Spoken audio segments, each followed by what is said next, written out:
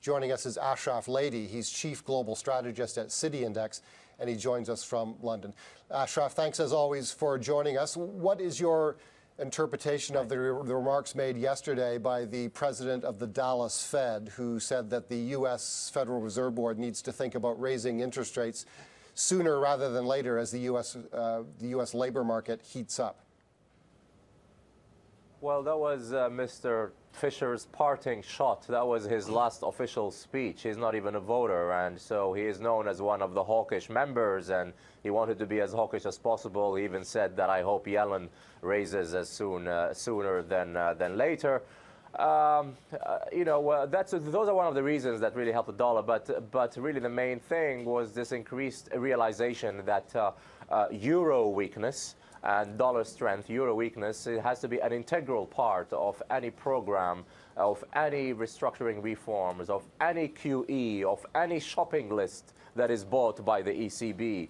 They can buy anything they want, ABS, covered bonds, those issued by the EU supranationals, but there has to be a weakening euro, and we are moving down very, very fast in the euro. As far as the US dollar, let's not just call it a confirmed rate hike in June. We still have to see this FOMC meeting later on this month, and I suspect that Janet Yellen will stick with the word patience.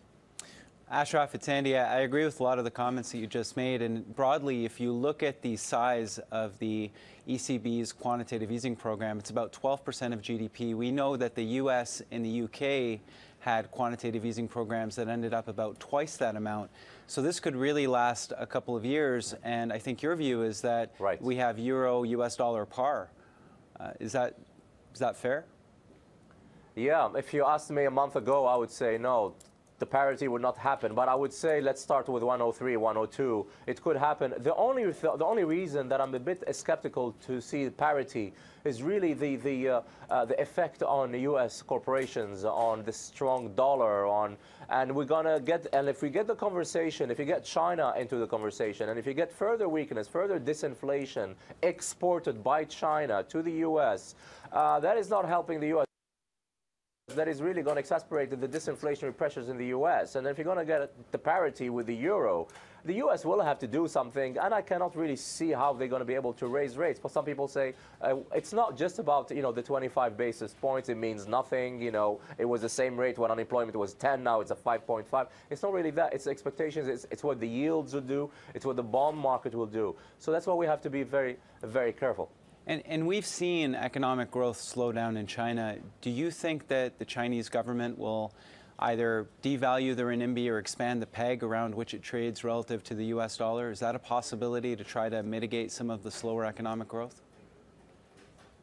I think the outright devaluation of the currency by the Chinese would be frowned upon by the Western officials, the Western trading partners. So what they're going to go with, they're issuing 1 week report after another. Everybody was looking at those big export growth, but the import continued to fall in I believe 8 out of the last 15 months. So they're going to go by cutting interest rates, the benchmark lending rate, the benchmark interest rate. And with interest rates, with inflation so low, real interest rates are relatively high. So they will have to bring down further rates, and they will let the currency play by itself. Whether will they move to an outright depreciation, meaning they will say, well, this is the new corridor that the currency will move 2% plus or minus. Probably they will do that, but I think they're going to let the currency weaken. And that's what is happening. The difference between the offshore rate in the renminbi and the reference rate, it continues to weaken. And that's what we said at the beginning of the year, that the weakness in the yuan is going to continue to be one of the major impacts on the rest of the world, and especially the U.S. Ashraf, we'll leave it there. Thank you very much for joining us. Thank you.